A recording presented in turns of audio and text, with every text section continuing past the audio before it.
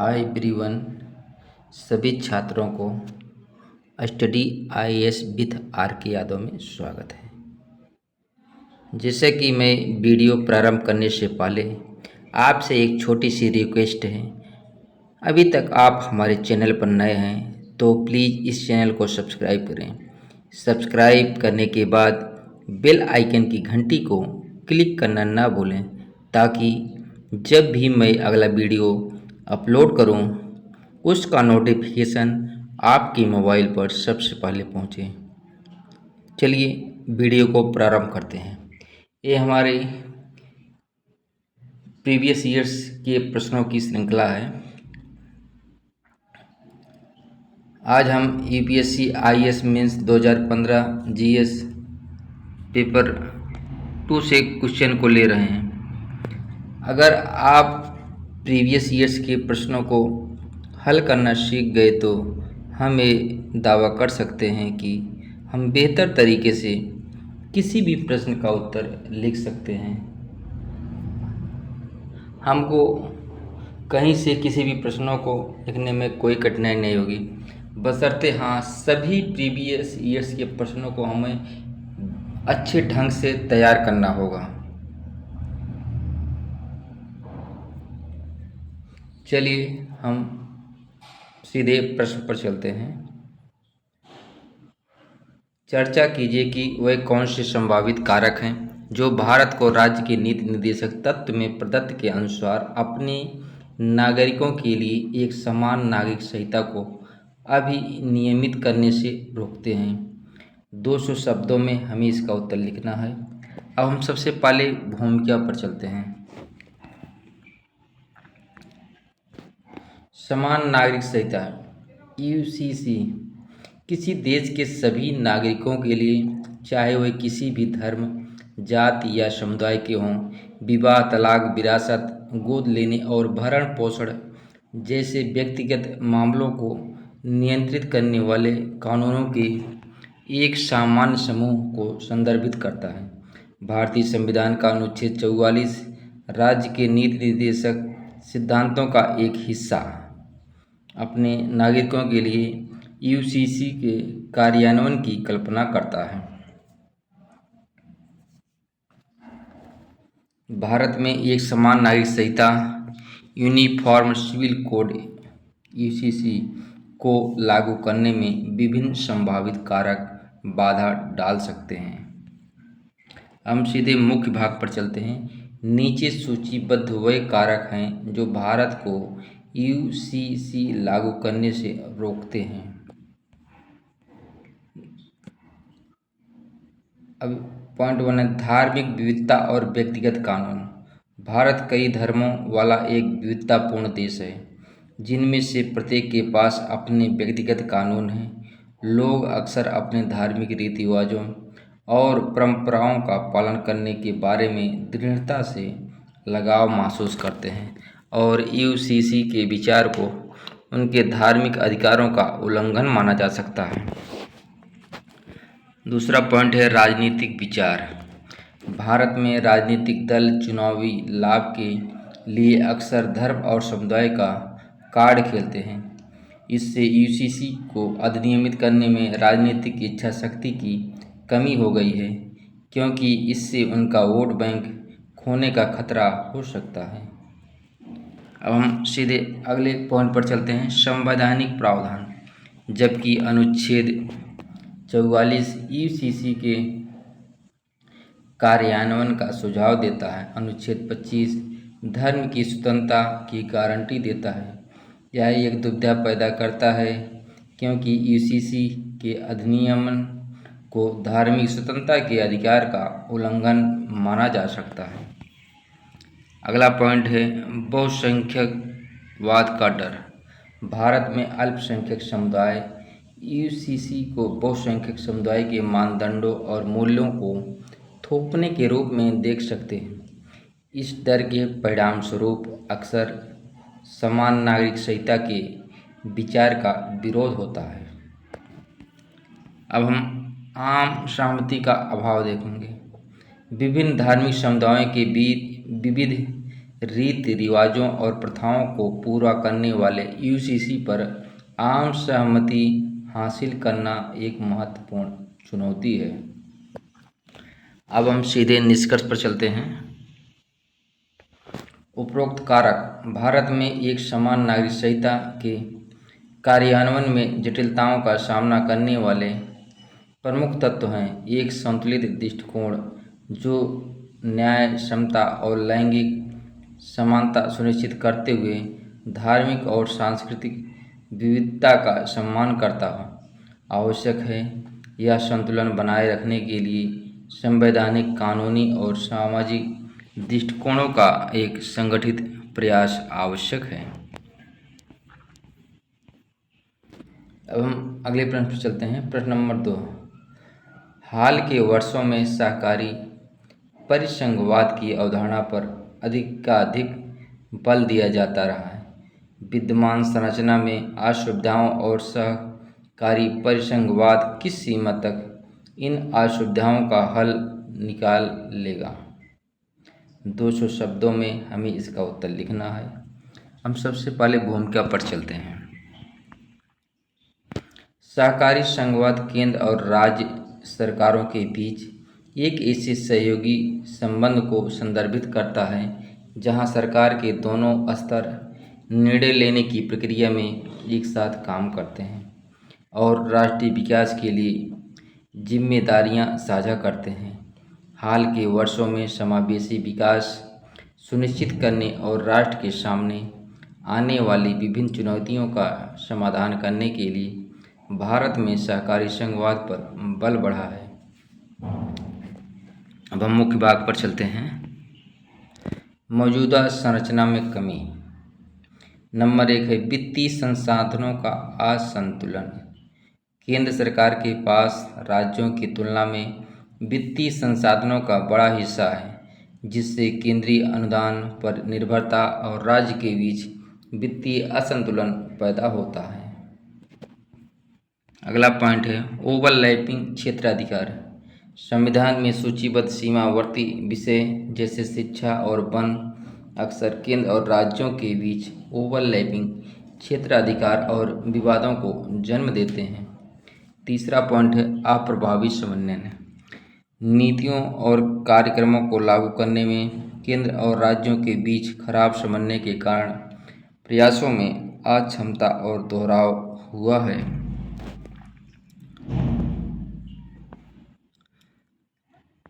किस हद तक सहकारी संघवाद इन कमियों को दूर करता है? नंबर 1 है सहयोगात्मक नीति निर्माण।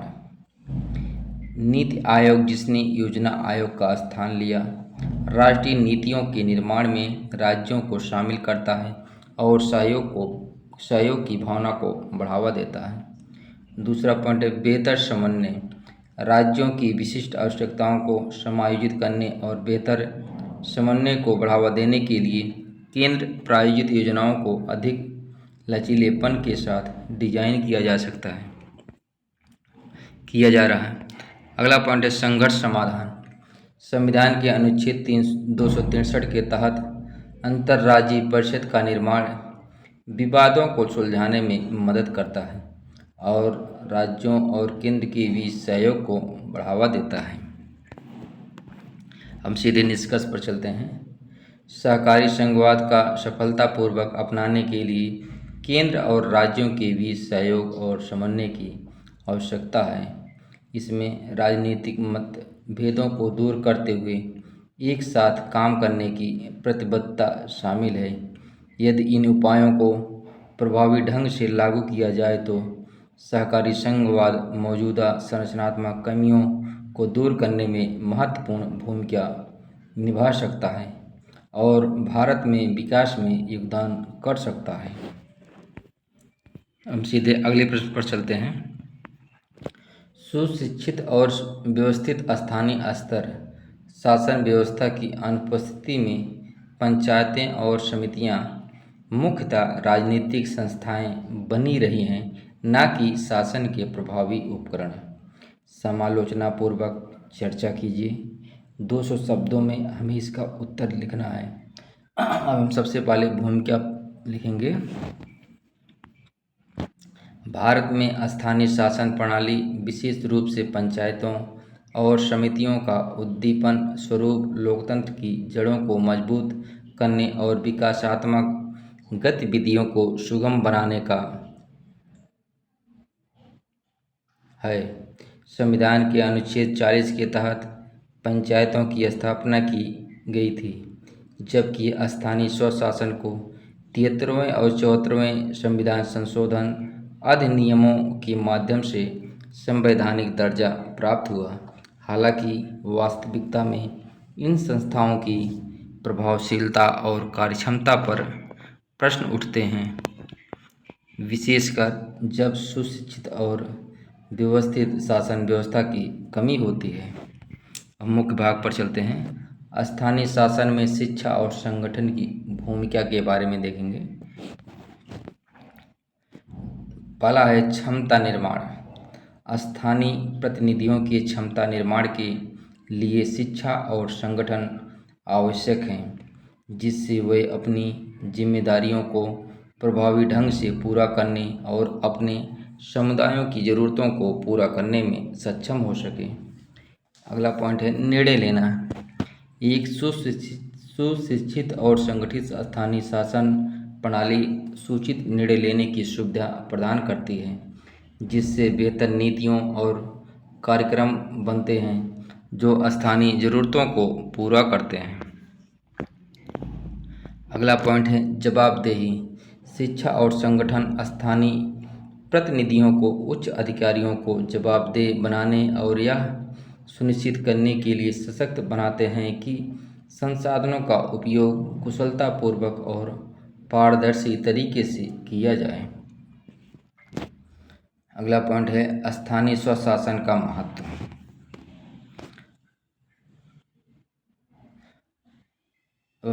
स्थानीय नेतृत्व, जमीनी स्तर का लोकतंत्र, भागीदारी प्रजातंत्र, महिला सशक्तिकरण। अब हम पंचायतों और समितियों की प्रभावशीलता के बारे में देखेंगे। नंबर 1 विकेंद्रीकरण। पंचायतों और समितियों ने शासन को विकेंद्रीकृत करने और निर्णय लेने की प्रक्रिया को लोगों के करीब लाने में महत्वपूर्ण भूमिका निभाई है, जिससे समुदायों के बीच स्वामित्व और भागीदारी की भावना को बढ़ावा मिला है। अगला पॉइंट है सामाजिक समावेशन। इन संस्थानों ने महिलाओं और अनुसूचित जातियों और अनुसूचित जनजातियों जैसे हाशिए पर रहने वाले समुदायों को स्थानीय शासन में भाग लेने और अपनी चिंताओं को व्यक्त करने के लिए एक मंच प्रदान किया है। अगला पॉइंट है स्थानीय विकास। पंचायतें और समितियां स्थानीय विकास परियोजनाओं की योजना बनाने और उन्हें लागू करने में सहायक रही हैं, जैसे कि सड़कें, स्कूल और स्वास्थ्य देखभाल सुविधाएं बनाना, जो ग्रामीण और शहरी क्षेत्रों की विशिष्ट आवश्यकताओं को पूरा करते हैं। हम अगला पॉइंट देखते हैं सीमा और चुनौतियों के बारे में। नंबर 1 शिक्षा और प्रशिक्षण का अभाव। दूसरा पॉइंट है अपर्याप्त संसाधन, राजनीतिक हस्तक्षेप और नौकरशाही बाधाएं भी हमें देखने को मिलती है। अब हम सीधे निष्कर्ष पर चलते हैं। स्थानीय स्तर पर प्रभावी शासन सुनिश्चित करने के लिए आवश्यक है कि क्षमता निर्माण में निवेश किया जाए, पर्याप्त संसाधन उपलब्ध कराए जाएं और राजनीतिक हस्तक्षेप को कम किया जाए। पंचायतों और समितियों को बेहतर बनाने के लिए शिक्षा और प्रशिक्षण पर ध्यान देने के साथ साथ वित्तीय और मानव संसाधनों की उपलब्धता बढ़ाने की ज़रूरत है। इन संस्थाओं को मजबूत करके और स्थानीय स्तर पर सक्रिय भागीदारी को प्रोत्साहित करके भारत में एक अधिक समावेशी और टिकाऊ विकास सुनिश्चित किया जा सकता है। हम अगले प्रश्न पर चलते हैं। खाप पंचायतें संविधानेतर प्राधिकरणों के रूप में प्रकार्य करने, मानवाधिकारों के उल्लंघन की कोर्ट में आने वाले निर्णयों को देने के कारण खबरों में रही हैं। इस संबंध में स्थिति को ठीक करने के लिए विधायिका, कार्यपालिका और न्यायपालिका द्वारा की गई कार्रवाइयों की समालोचनात्मक चर्चा कीजिए। अब प्रश्न को पहले पढ़ेंगे, उसके बाद विधायिका, कार्यपालिका और न्यायपालिका की कार्रवाइयों के बारे में हम उल्लेख करेंगे। अब हम सीधे पहले भूमिका पर चलते हैं।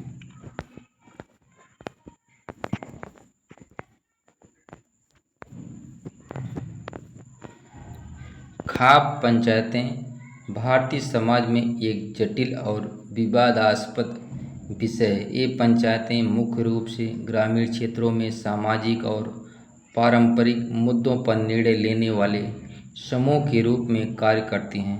खाप पंचायतें पारंपरिक रूप से जाति आधारित परिषदें हैं जो मुख्य रूप से उत्तरी भारत राज्यों जैसे हरियाणा, उत्तर प्रदेश और राजस्थान में पाई जाती हैं। इन परिषदों की अक्सर गैर संवैधानिक प्राधिकारियों के रूप में कार्य करने और ऐसी घोषणाएं करने के लिए आलोचना की गई है जो मानव अधिकारों के उल्लंघन के बराबर है, जिनमें ऑनर किलिंग, लैंगिक भेदभाव और व्यक्तिगत स्वतंत्रता का दमन शामिल हैं।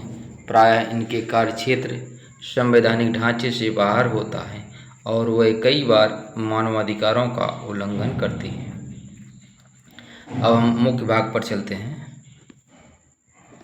भारत की सरकार कानूनों, प्रवर्तन और न्यायिक फैसलों के माध्यम से खाप पंचायत के मुद्दों का मुकाबला करती है। हम पहले विधायिका के बारे में देखेंगे।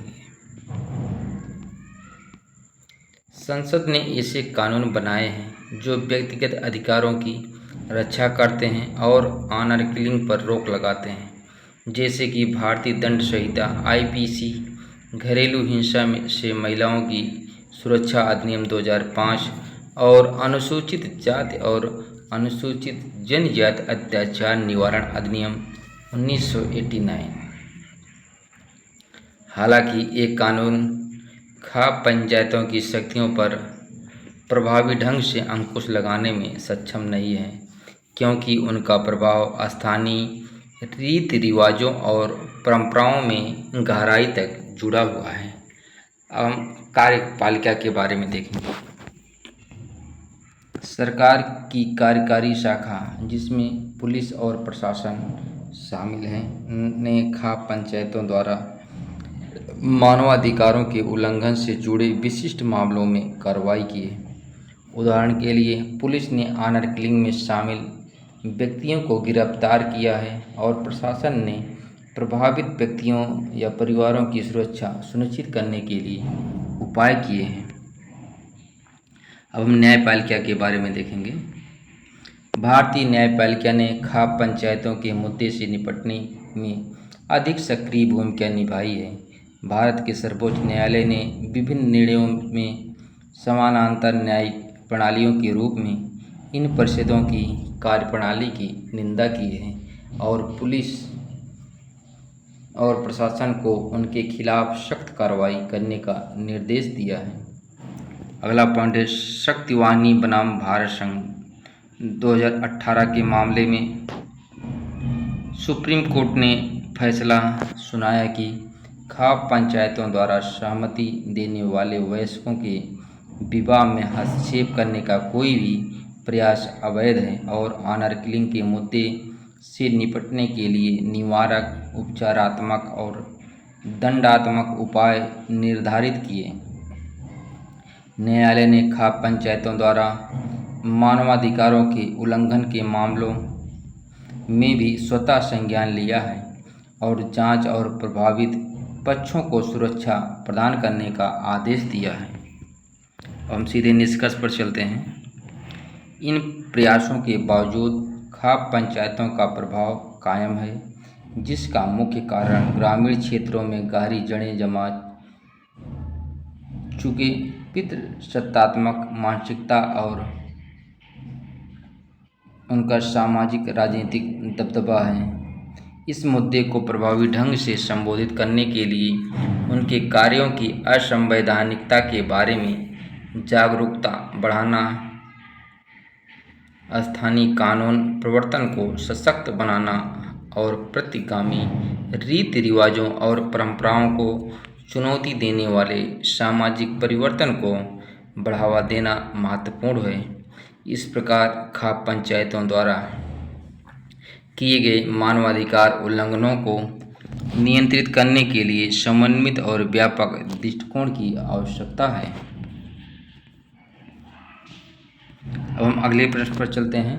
अध्यादेशों का आश्रय लेने ने हमेशा ही शक्तियों के पृथक्करण सिद्धांत की भावना के उल्लंघन पर चिंता जागृत की है। अध्यादेशों को लागू करने की शक्ति के तर्काधार को नोट करते हुए विश्लेषण कीजिए कि क्या इस मुद्दे पर उच्चतम न्यायालय के विनिश्चयों ने इस शक्ति का आश्रय लेने को और सुगम बना दिया है। क्या अध्यादेशों को लागू करने की शक्ति का निरसन कर देना चाहिए? 200 शब्दों में हमें इसका उत्तर देना है। हम सबसे पहले भूमिका पर चलते हैं। अध्यादेश जारी करने की शक्ति भारतीय संविधान के अनुच्छेद 123 के तहत भारत के राष्ट्रपति को और अनुच्छेद 213 के तहत राज्यों के राज्यपालों को प्रदान की गई है। यह प्रावधान ऐसे समय में कानून बनाने की अनुमति देता है जब संसद या राज्य विधानमंडल का सत्र नहीं चल रहा हो और तत्काल विधायी कार्रवाई की आवश्यकता हो। हालांकि अध्यादेशों का सहारा लेने से अक्सर शक्तियों के पृथक्करण सिद्धांत की भावना का उल्लंघन होने की चिंताएं बढ़ गई हैं, जो विधायिका, कार्यपालिका और न्यायपालिका की विशिष्ट भूमिकाओं पर बल देते हैं। अब मुख्य भाग पर चलते हैं। अध्यादेशों को प्रख्यापित करने की शक्ति को उच्च ठहराने वाले तर्क। नंबर 1 है आपातकालीन शक्तियाँ। अध्यादेश जारी करने की शक्ति तब आवश्यक होती है जब अत्यावश्यक मामलों या आपात स्थितियों को संबोधित करने के लिए तत्काल विधायी कार्रवाई की आवश्यकता होती है और संसद या राज्य विधानमंडल का सत्र नहीं चल रहा हो। अब हम सार्वजनिक व्यवस्था और हित बनाए रखना, दूसरा पॉइंट है। विधायी कार्रवाई के अभाव में सार्वजनिक व्यवस्था बनाए रखने, सार्वजनिक सुरक्षा सुनिश्चित करने या नागरिकों के अधिकारों और हितों की रक्षा के लिए अध्यादेश प्रख्यापित किए जा सकते हैं। तीसरा पॉइंट है त्वरित कानून निर्माण। अध्यादेश लंबी विधायी प्रक्रियाओं को दरकिनार करने के लिए एक तंत्र प्रदान करते हैं और यह सुनिश्चित करते हैं कि आवश्यक कानून तुरंत लागू किए जाएं। इस मुद्दे पर उच्चतम न्यायालय के फैसले के बारे में हम देखेंगे। नंबर 1 है AK राय बनाम भारत संघ। 1982 के मामले में उच्चतम न्यायालय ने अध्यादेश जारी करने की शक्ति की संवैधानिकता को बरकरार रखा है और कहा है कि राष्ट्रपति की संतुष्टि न्यायिक समीक्षा के अधीन है। दूसरा पॉइंट है लक्ष्मण बनाम तमिलनाडु राज्य। 1996 के मामले में उच्चतम न्यायालय ने दोहराया कि अध्यादेश केवल तभी जारी किए जाने चाहिए जब अति आवश्यक और तत्काल कार्रवाई की आवश्यकता हो, जबकि उच्चतम न्यायालय ने अध्यादेश जारी करने की शक्ति की संवैधानिकता को बरकरार रखा है। उसने लगातार इस बात पर जोर दिया है कि इस शक्ति का प्रयोग विवेकपूर्ण तरीके से और केवल असाधारण परिस्थितियों में ही किया जाना चाहिए।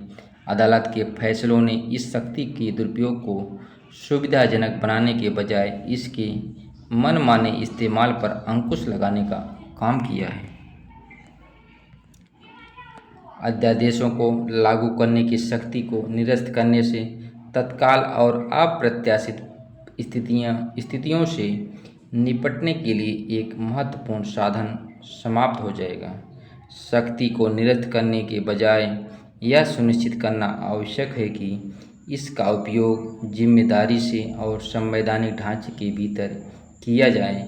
न्यायिक समीक्षा और विधायी निरीक्षण के माध्यम से नियंत्रण और संतुलन को मजबूत करने से असाधारण परिस्थितियों में इसकी आवश्यकता को बनाए रखते हुए इस शक्ति के दुरुपयोग को रोकने में मदद मिल सकती है। अब निष्कर्ष पर चलते हैं।